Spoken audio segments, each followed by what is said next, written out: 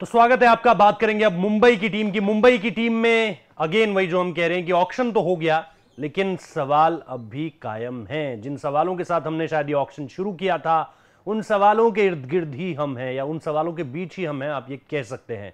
क्योंकि जो 2-3 अहम समस्याएं थी, एक आपको ऑलराउंडर चाहिए था, चलिए आप कैमरन ग्रीन के पास 17.5 करोड़ खर्च करके चले गए, बढ़िया। लेकिन उसके बाद जो हम बात कर रहे थे, एक स्पिनर की, आपने पीयूष चावला भी जाते जाते पीयूष चावला ले लिए, लेकिन क्या पीयूष चावला के पास अब भी वो धार मौजूद है जिसकी आपको जरूरत है? जो हम सोच रहे थे कि शायद एक एडम जैम्पा के आने से आपको मिलेगी, या फिर मेगा ऑक्शन में तो हमने कई स्पिनर्स की बात की थी जिसमें चहल से लेकर कुलदीप तक का नाम था, वो नाम तो आपके पास नहीं हो पाए। उसके बाद आपके पास आज जो नाम आया वो पीयूष चावला।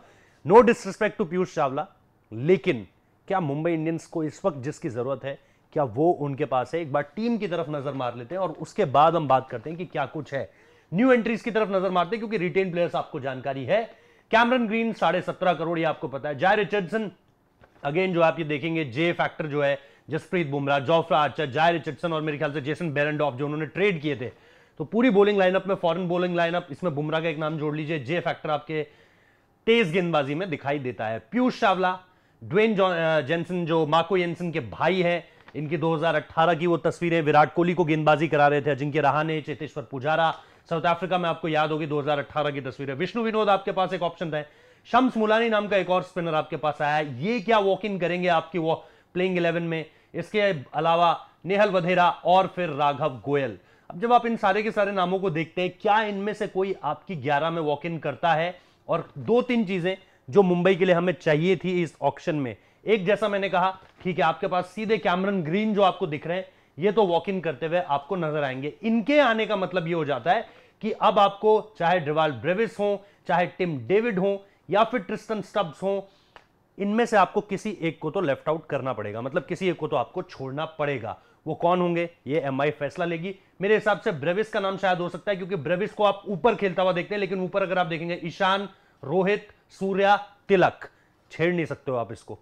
तो इसके बाद अब अगर आप देखेंगे तो टिम डेविड का वहां पे मौका बन सकता है, कैमरन ग्रीन का मौका बन सकता है, जोफ्रा आर्चर होंगे ही होंगे, क्योंकि मुंबई के पास एक तेज गेंदबाज, हिंदुस्तानी तेज गेंदबाज की कमी साफ तौर पर दिखाई दे रही है।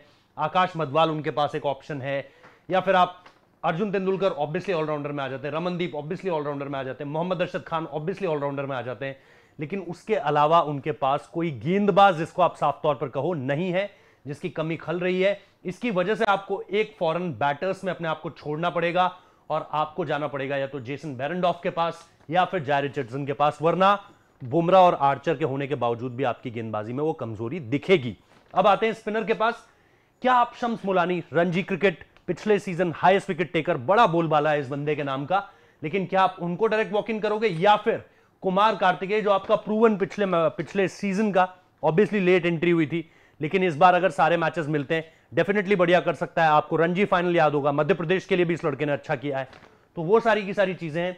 या फिर आप ऋतिक शौकीन, बैटिंग से भी आपको थोड़ा सा हेल्प कर देंगे, तो ऋतिक शौकीन वहां पर है, वहां पे कुमार कार्तिकेय है, वहां पर शम्स मुलानी है, पीयूष चावला का एक नाम और ऐड हुआ है। लेकिन अगेन वही, तेज गेंदबाजी में कमी, भारतीय तेज गेंदबाज का अच्छा ना होना आपकी एक बड़ी परेशानी है, जो आप इस ऑक्शन में भी बेहतर नहीं कर पाए। ये मुझे कमियां लगती है इस टीम की, तो देखना पड़ेगा। और फिर आपको स्पिनर भी देखना है, क्योंकि अभी भी आपके पास कोई ऐसा स्पिनर नहीं है जिसे आप बोलो आउट एंड आउट वाओ यार, मतलब जो शायद जैम्पा हो सकता था, लेकिन आप उसके पास गए नहीं।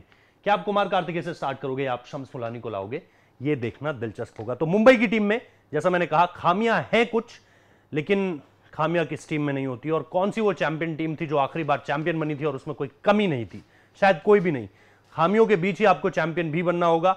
मुंबई की टीम से बेहतर ये कोई और जानता नहीं है, क्योंकि सबसे ज्यादा खिताब उनके पास है, लेकिन वक्त इतिहास को दोहराने का नहीं है उस तरीके से कि मैं यहां पर बोलूं कि हमारे पास 5 ट्रॉफियां हैं। वक्त इस चीज का है कि आप एक बार फिर से चैंपियंस की तरह खेले, क्योंकि पिछले 2 सीजन में आपके आलोचक यही कहते आए हैं कि आप चैंपियन की तरह खेल ही नहीं रहे हैं, आप प्लेऑफ में पहुंच ही नहीं रहे हैं। तो वक्त आ गया है। As an Mumbai Indian fan मैं यही चाहूंगा कि टीम आगे तक जाए, लेकिन इन कमियों के साथ भी अगर आप चैंपियन बनते हो तो सैल्यूट है आपको। चलिए, ये था मुंबई इंडियंस का जो हमें लगता है स्वॉट एनालिसिस, स्ट्रेंथ क्या है, वीकनेस क्या है, अपॉर्चुनिटीज कहां है, थ्रेट्स क्या हैं। आपको प्लेइंग 11 क्या लगती है मुंबई की, वो जरूर कमेंट बॉक्स में दर्ज कराइएगा। और भी कुछ अगर आपको कहना है तो बिल्कुल कमेंट बॉक्स में बताइए। वीडियो को लाइक कर दीजिए, चैनल को सब्सक्राइब कर दीजिए। मुझे दीजिए इजाजत। जय हिंद, जय भारत।